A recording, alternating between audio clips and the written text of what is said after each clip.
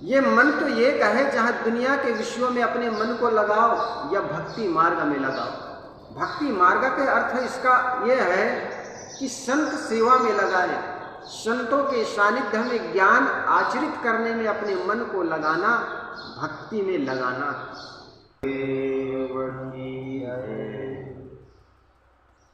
सद्गुरु कबीर के स्वरचित बीजक के रमैली नंबर 13। निस्सार भोगों को त्यागो। भोग में कोई सार नहीं है, इसलिए उसको त्यागो। निस्सार भोगों को त्यागो।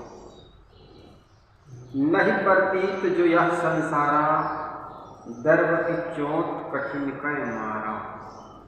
सो तो से सो जाए लुकाई, काहू के प्रतीत न आई। चले लोग सब मूल गमाई, यम की बाढ़ काट नहीं जाई।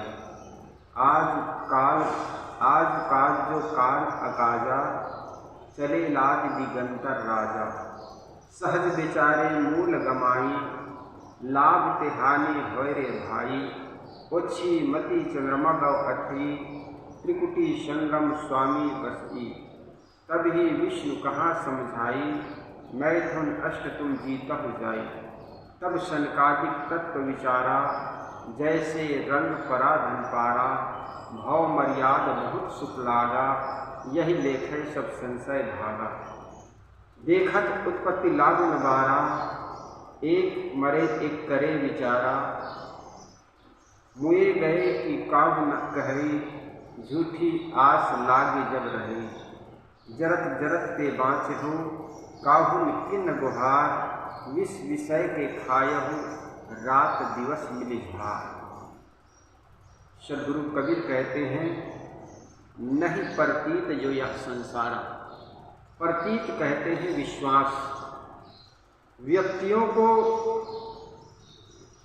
संसारी मनुष्यों को यह समझ नहीं पड़ती कि माया की मार जो है वो कठिन है। दर्भ की चोट जो है, दर्भ कहते हैं धन दौलत संपत्ति, और इसको हम माया कह सकते हैं, क्योंकि आए जाए सो माया। संतो आए जाए सो माया। जो आकर के चला जाए वही तो माया। और ये संसार के जो भी लोग देखते हैं, पुत्र परिवार धन संपत्ति, ये सब आने जाने वाला है। दुनिया में कोई ऐसा लोग हुआ है जो आकर के ठहर गया, रुक गया? जो भी आया है, आए हैं सो जाएंगे। राजा रंग फकीर, एक सिंहासन चढ़ चला, एक बंधा जात जंजीर। जो आए हैं सो गए, चाहे मनुष्य प्रेमी के रूप में आया हो, या धन दौलत के रूप में, संपत्ति के रूप में, वस्तु के रूप में आई हो। जो हमारे पास आए और चला जाए वो माया है। संग चले सो धन है, संगी छूट जाए सो माया। संतों आए जाए वही माया है। इसीलिए साहब कहते हैं, नहीं प्रतीत या संसारा। संसार के लोगों को ये विश्वास नहीं होता, ये जो संपत्ति आई है, ये लोग आए हैं, ये प्रशंसक जो आए हैं, ये निंदक जो हैं, ये सब एक दिन नहीं रहेंगे। निंदा करने वाले नहीं रहेंगे, वो निंदा नहीं रहेगी। इसलिए साहब कहते हैं, ये संसारी लोगों को, मन के भुलाए लोगों को, संसारी का मतलब मन के छलावा में भूले रहे 24 घंटा। संसारी मतलब गृहस्थ, इसका मतलब गृहस्थ नहीं। गृहस्थ में भी बहुत से ऐसे लोग हैं जो सुलझे हुए जीवन जीते। संसारी का अर्थ है मन के भुलावा में, जो भोगों में भुला हुआ है, वस्तु संपत्ति की इकट्ठा करने में लगा हुआ है, और वो मानता है कि ये सदा सदा बनी रहेगी। ऐसे लोगों के लिए साहब कहते हैं, नहीं प्रतीत जो यह संसारा, दर्भ की चोट कठिन कै मार। ये दर्भ की चोट अर्थात माया की मार,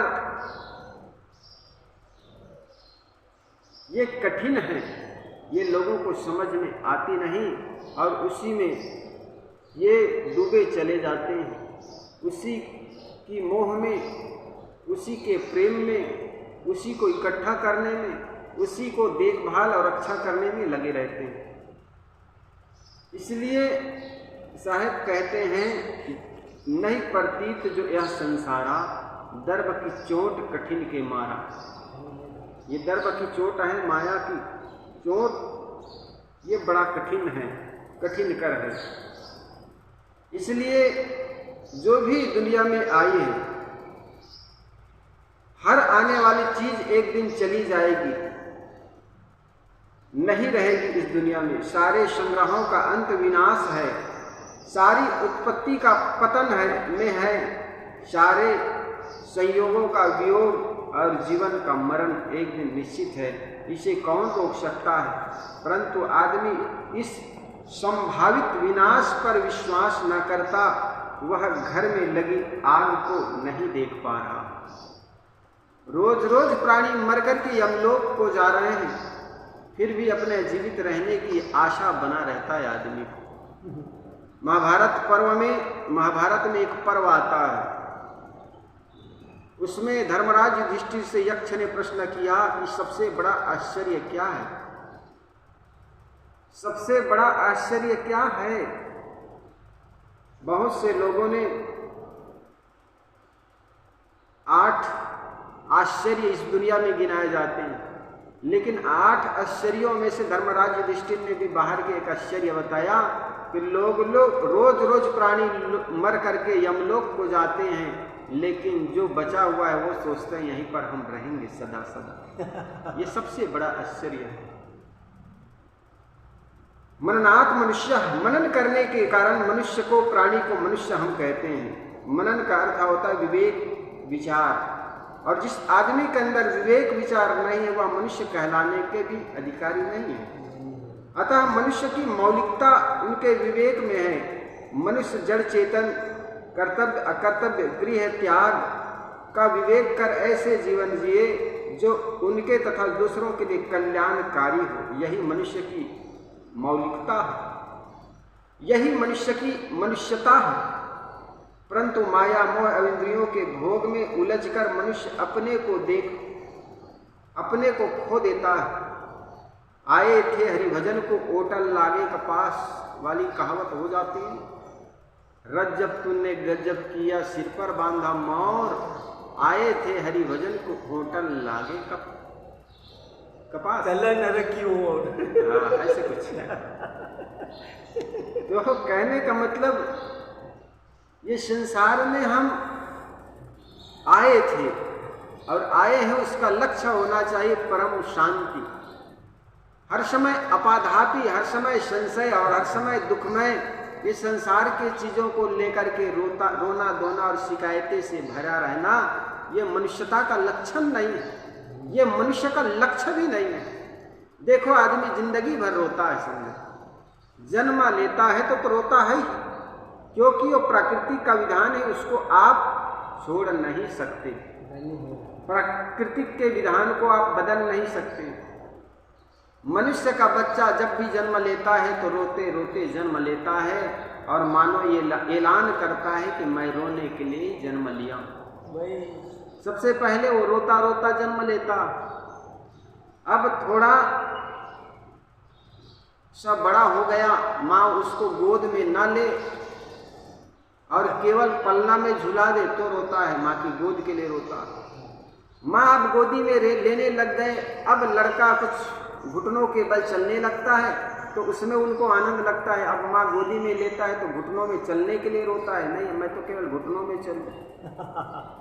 अब थोड़ा से पैरों में चलने लगता है तो दरवाजे के बाहर आकर घूमने लगता है तो माँ उनको रोकती है तो कहता नहीं मैं तो घूमूंगा, और रोके माँ तो रोकता है।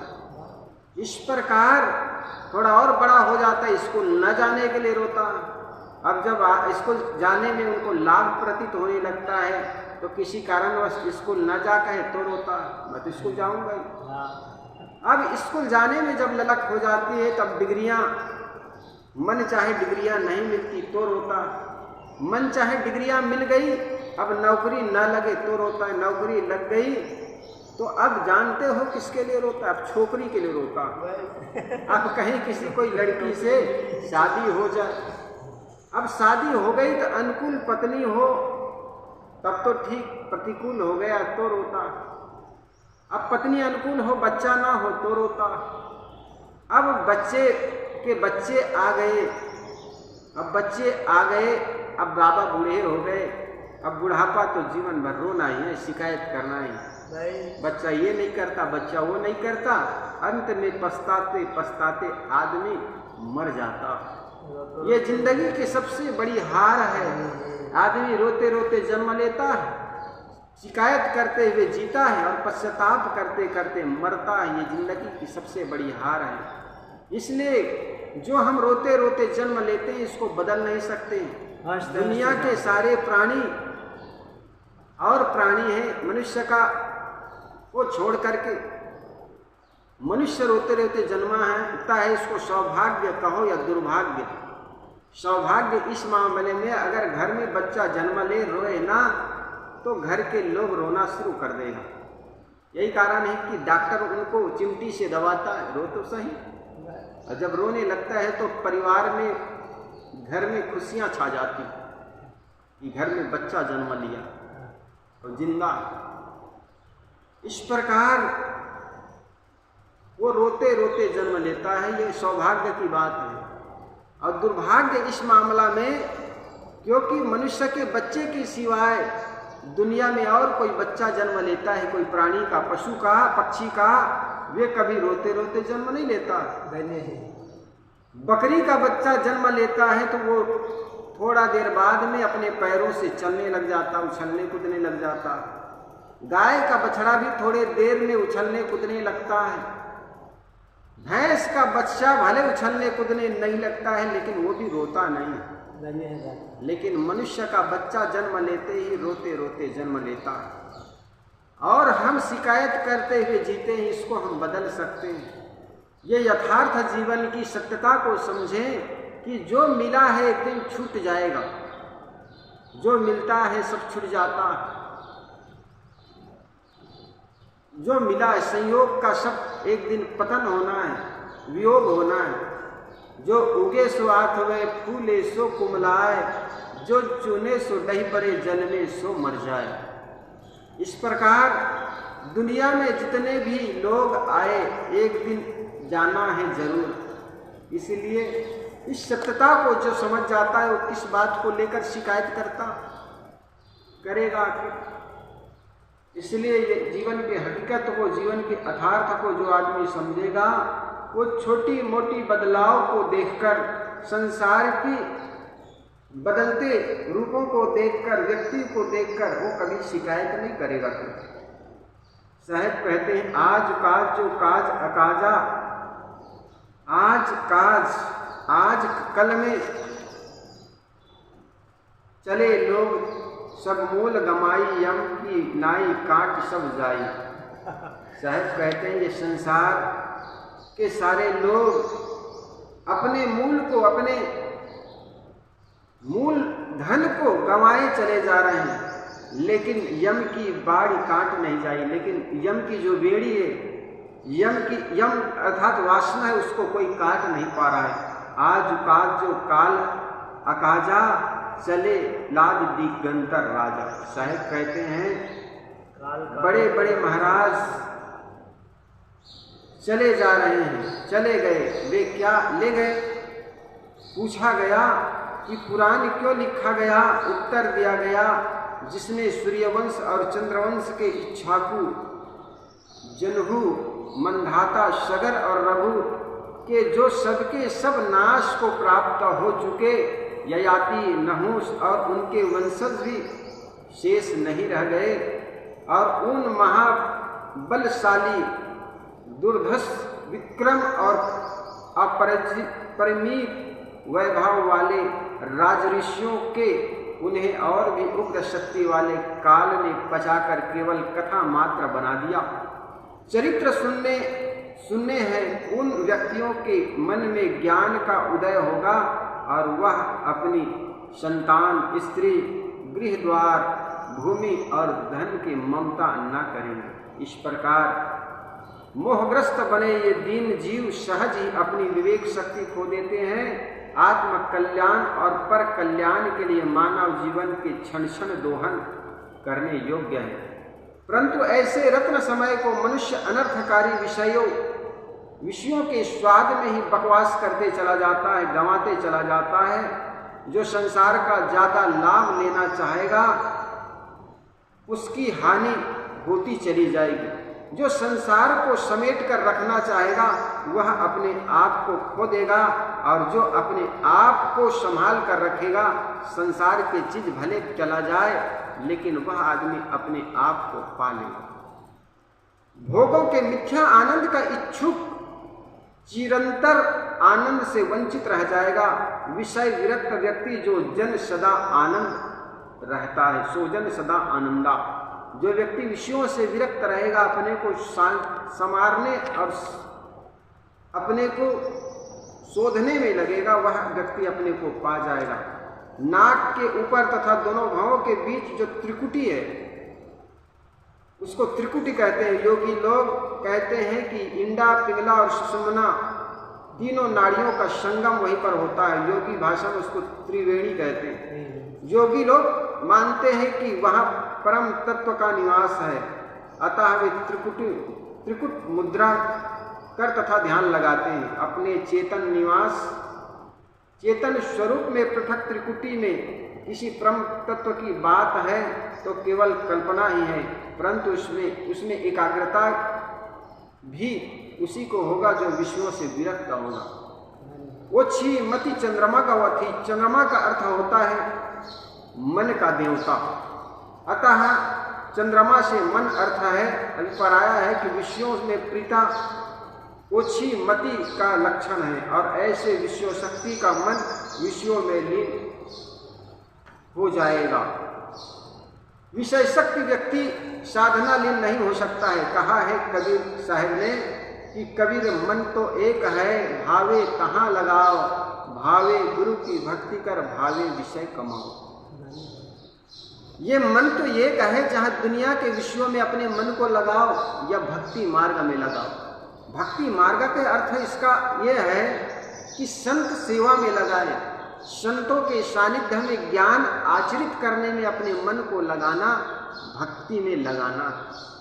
अपने मन को साधना, भक्ति के कई अंग होते हैं। सेवा है, स्वाध्याय है, और सेवा, स्वाध्याय, ध्यान, साधना, जो भी हम अपने मन को शोधने में लगाते हैं, चाहे वो सेवा के रूप में हो, स्वाध्याय के रूप में हो, या ध्यान साधना के रूप में हो, हम जो भी मन को एकाग्र करने में लगाते हैं वो भक्ति का ही अंग है। इसलिए कहा गया है, इसमें जैसे आया है कि विष्णु भगवान ने साधकों से कहा, तुम पहले अष्टमैथुन जीता हो जाई, विषय स्मरण, विषय प्रपंच, विषयोजित कीड़ा, विषय शक्ति पूर्वक देखना, विषयों के प्रति गुणवार्ता करना, चर्चा करना, विषय संकल्प, विषयों के लिए निरंतर प्रयत्न करना, और स्थूल कीड़ा इत्यादि ये अष्टमैथुन है। इससे बचे रहना, ये अष्टमैथुन है। जब इन सभी से साधक छूट जाता है तब उसका मन साधना में लग सकता है। प्रश्न होता है, विष्णु तो गृहस्थ थे जो सदैव लक्ष्मी को साथ लेकर रहते थे, वे साधकों का अष्टमैथुन जितने का उपदेश देने के अधिकारी कहाँ थे? वस्तुतः अच्छी बात, अच्छी राय कोई भी दे सकता है, चाहे वो गृहस्थ हो, और गृहस्थ भी साधु को उन्हें अपने पथ पर भटकते देखकर चेतावनी दे सकते हैं। रजोगुण ब्रह्मा, तमोगुण शंकर, शतोगुणी हर होई। उक्त शतोगुणी व्यक्ति भी विष्णु है। कोई भी रजोगुणी ब्रह्मचर्य की राय दे सकता है, कोई भी शतोगुणी व्यक्ति ब्रह्मचर्य की राय दे सकता है।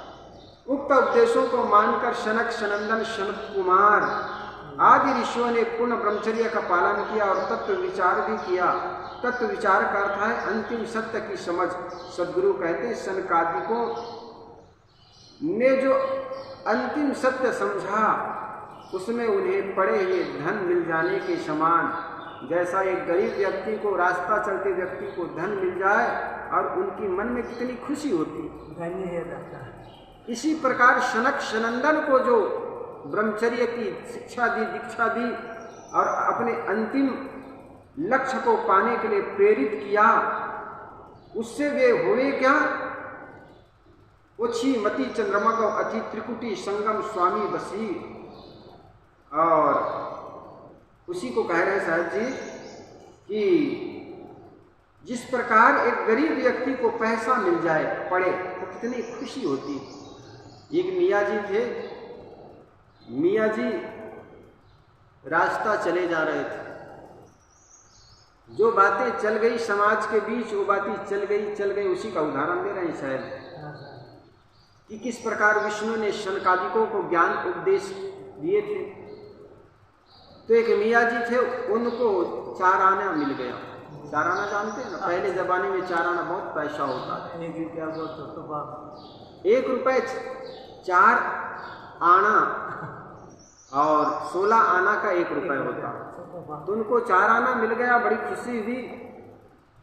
अभी तो मिली है तो उनको मन में हुआ मिल गई। जब गरीब आदमी को मिल जाए तो बड़ी खुशी होती। 4 आना उनको मिल गई। उन्होंने गया दुकान में, दुकानदार ने उलट पुलट के देखा, वो चवन्नी खोटी थी। कहे यार चवन्नी तो तुम्हारी खोटी। उनको बड़ी नाराजगी हुई, चवन्नी मिली तो सही लेकिन ये भी खोटी। फिर आदमी भी बड़ा बेईमान कि उनके पास हजारों नोट हो, उस हजारों नोट का वो प्रयोग नहीं करता। कहीं एक फटा नोट हो तो वो बार बार सोचता ये नोट तो चल जाए, ये खोटी सिक्का तो चल जाए। तो मियाँ जी के भी मन में हुआ कि ये सिक्का कहीं तो चल तो जाए, 4 आना। तो आदमी क्या करता है, रात्रि के अंधेरे में जाता है, उजाला में तो देख लेता। तो मियाँ जी रात्रि के अंधेरे में एक टाकीज में गया और काउंटर में बैठा हुआ टिकट बाबू को 4 आने का सिक्का देते हुए कहा मुझे एक टिकट दे दो। काउंटर में बैठे टिकट बाबू ने उस चवन्नी को देख नहीं पाया और अपने गल्ला में रखा और उनको टिकट दे दिया। टिकट लेकर के बड़ी प्रसन्नता हुई। अभी तक तो उनको मिली थी, अब चवन्नी चल गई तो उनको चल के ही का आनंद होने लग गया, खुशी होने लगी। वहां जाकर थिएटर में जैसे बैठा तो उनको झपकी आने लगी। एसी रूम था, हवाएं बड़ी अच्छी चल रही थी, उनको झपकी आने लगी, नींद आने लगी। और आदमी को जब नींद आती है, झपकी आती है तो सपना भी उसी का होता है, देखे सुने और भोगे का स्वप्न होता। अपने जीवन में भी झांक कर देखना, सपना कभी अपना नहीं होता है। लोग कहते हैं ना सपना विद्या भी एक होती है जिसमें सपना क्या क्या देखने से क्या सत्य होता है। सपना तो आखिर सपना। उमा कहो सुन अनुभव अपना, सत हरि भजन जगत सब सपना। ये संसार में जो भी स्वप्न की भांति गुजरते देखते चले जाओ तो निश्चित स्वप्न की भांति जो क्रियाकलाप को संसारी जीवों को देखेगा वो आदमी मोह क्यों करेगा। तो स्वप्न कभी अपना नहीं होता है। भले ज्योतिष लोग कहते हैं कि कौन से स्वप्न हुआ उसके हिसाब से क्या शुभ होगा क्या अशुभ होगा, इसका परिणाम भी निकालते रहते हैं, लेकिन सब सपना झूठा ही होता है। समझ किसको अपना कहते हो यार, कोई न तेरा अपना, माया की नगरी है जीवन एक सपना। देखो हम कितने वर्षों तक के लिए रहते हैं, कोई 60 वर्ष जीता है, कोई 80 वर्ष जीता है, कोई सुग्गा जी 100 वर्ष तक जीता। लेकिन अनंत समय के लिए हम इस संसार में नहीं रहते। थोड़े समय के लिए आते हैं और इतने अहंकार करते हैं, कितना हम रागद्वेष करते हैं संपत्ति के लिए, जमीन के लिए, मकान के लिए, और इसी के लिए अपने जीवन को न्यौछावर कर देते हैं।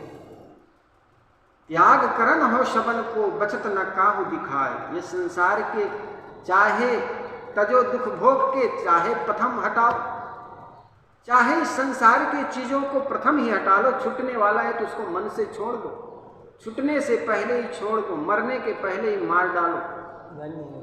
ये मन है एक दिन व्यक्ति को धोखा दे जाता है। मन से बड़ी बड़ी कल्पना कर बैठे हैं, लेकिन आएगा मौत आचाबूच, अचानक जब आएगी ना तो सब धरा का धरा रह जाएगा।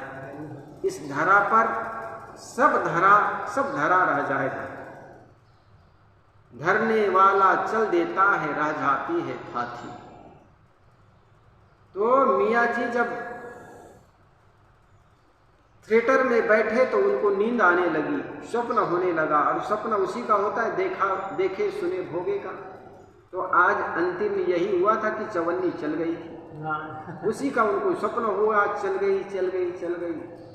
और आदमी जब स्वप्न देखता है ना, अंदर अंदर चलता है, वही मुख से निकल जाता है, उनके मुख से एकाएक निकल गई, चल गई।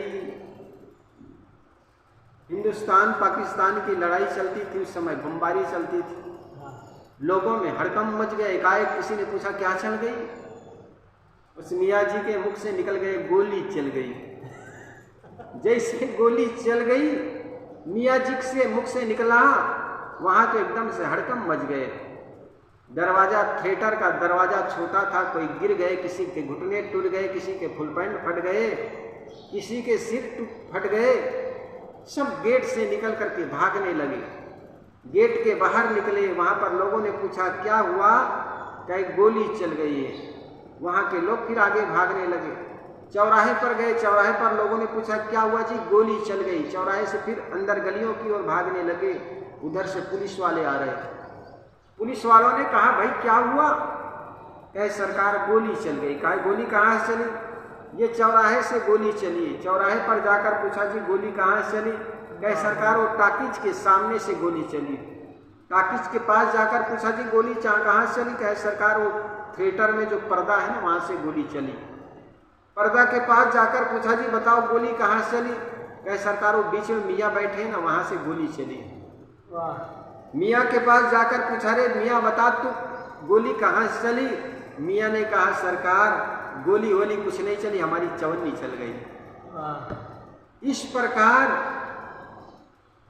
मैं कह रहा था, इससे सार ये है कि व्यक्ति एक गरीब आदमी हो, उनको पैसा मिल जाए कितनी खुशी होती। इसी प्रकार जब इन्होंने अपने जीवन में संयम साध करके सन्मार्ग पर चला, तो वैसे ही खुशी हुई जैसे एक गरीब व्यक्ति को चलते चलते उनको पैसा मिल जाए, धन मिल जाए, और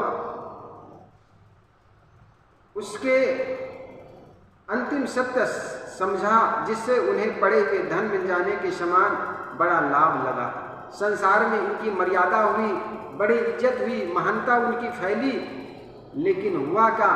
आया और उनकी समझ में मानो उनके सारे भ्रम दूर रह गए, परंतु उनका तत्व विचार बंधनों का सर्वथा निवारण करने वाला नहीं है।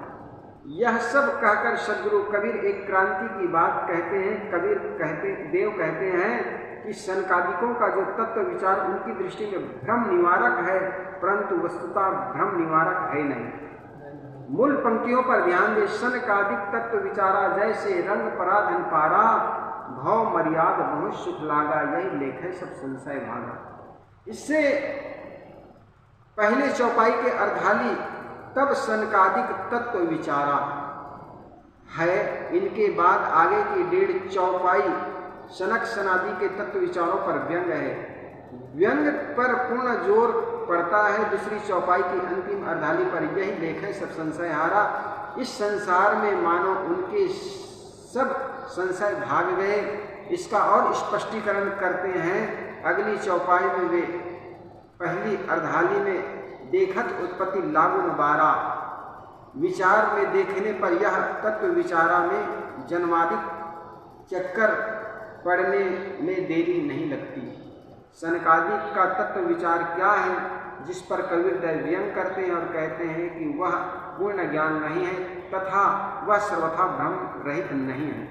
वस्तुतः पिछले 8वें रामायणी में इस पर विस्तार से विचार किए गए हैं। आत्मा की चराचर व्यापक का अवधारणा तथा जड़ चेतन की अनभिज्ञता की प्रकल्पना से शंकादिक तथा उपनिषद के तत्व विचारों को गडमगड कर दिए। गडमगड कर दिया है। आत्मव्यापक है। इन सब शब्द का अर्थ महिमा परक है, वस्तु परक नहीं है। एक आत्मा की व्यापकता के अवरोधक अन्य आत्माएं तथा जड़ तत्व है। संसार में कोई भी परनिष्ठा व्यक्ति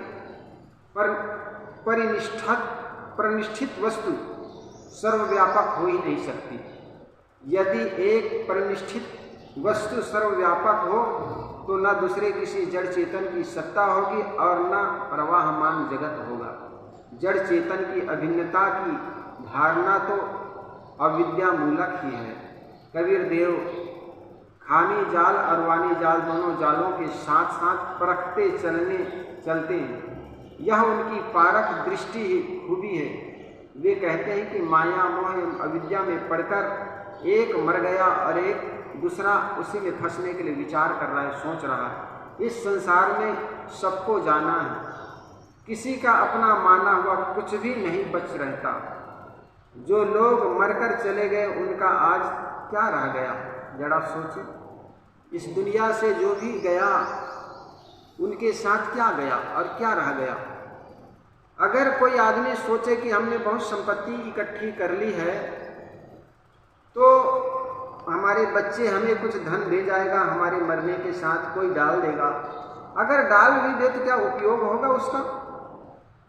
जरत जरत ते बाँझो काहुन किन्न गुहार, विष विषय के खायहु रात दिवस मिलिझार। साहब कहते हैं जरत जरत ते बाँझो। इस संसार में सबको जाना है, किसी का अपना माना हुआ कुछ भी नहीं बच सकता। जो लोग मरकर चले गए उनका आज क्या रह गया। तो जो लोग आज जी रहे हैं उसकी माया की आशा क्या झूठा नहीं है। मुक्तिदायी साधना धाम मानव शरीर पाकर कोई मनुष्य की शरण में जाकर पुकार नहीं करता। तात्पर्य है कि कम किसी सद्गुरु के शरण में जाकर आदमी पुकार नहीं करता। तात्पर्य है कि कम लोग मुमुक्षु होते हैं। लोग पतंगे के समान विषयों में उलझते चले जाते हैं। इस प्रकार सद्गुरु कबीर अपनी बात इस रमणी के माध्यम से रखते हैं। नहीं प्रतीत जो यह संसारा, दर्व की चोट कठिन कै मान। जय बे गुरु की नगरिया, दुनिया से नाता तोड़ के। जय रे गुरु की नगरिया, दुनिया से नाता तोड़ के। इस दुनिया से सबको भैया पड़ेगा एक दिन जाना। इस दुनिया से सबको भैया पड़ेगा एक दिन जाना। कोड़ी कोड़ी जमा किया जोड़ के महल खजाना, यहाँ कोई ना रहेगा। माता पिता से नाता जोड़ के। जय बे गुरु की नगरिया, दुनिया से नाता तोड़ के। पेट पकड़ कर माता रोवे, बाँह पकड़ के भाई। पेट पकड़ कर माता रोवे, बाँह पकड़ कर भाई। पाँव पकड़ कर छोड़त नाही, पाँव पकड़ कर छोड़त नाही। रो रो करे लुगाई, पिवा पिवा मत जा अकेला। लाल चदरिया ओढ़ के। जय दे गुरु की नगरिया, दुनिया से नाता तोड़ के। चार जने मिल करके आए, करने लगे तैयारी। देखो, जब आदमी मर जाता है तो घर के लोग तो रोने धोने में लगे रहते हैं, पड़ोसी लोग ठाठरी बांधने में लगा रहता है। भैया जल्दी तैयारी करो, कौन से घाट में ले जाना। हाँ। शमशान घाट की कोई दूसरा घाट। हाँ। चार जने मिल करके आए, करने लगे तैयारी। कोई हाथ कोई पाँव पकड़ के कर दे मुझे सवारी। कोई हाथ कोई पाँव पकड़ के कर दे मुझे सवारी। उठाए चार कहरवा, मुखवा से राम नाम बोल के। जय दे गुरु की नगरिया, दुनिया से नाता जोड़ के।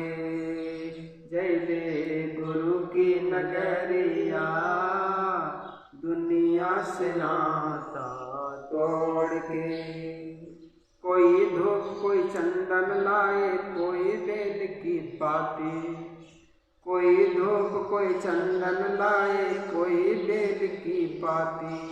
यहाँ तक तो सब साथ दिए हो, आगे कोई न साथी। यहाँ तक तो सब साथ दिए, आगे कोई न साथी। फिर तो हमको सुनावे ऊपर लकड़िया जोड़ के।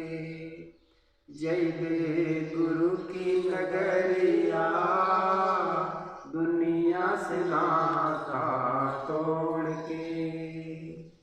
जो नहीं भजता राम नाम को, सो पीछे पछतावे। काम बिगाड़े आपुन भैया, जग में होत हसावे। जो नहीं भजता राम नाम को, सो पीछे पछताए। काम बिगाड़े आपुन भैया, जग में होत हसाए। कहे साहेब कबीर गुरु, कहे कबीर गुरु, कहे साहेब कबीर गुरु। जग वास में आकर बोल के, जय दे गुरु की नगरिया, दुनिया से नाता तोड़ के।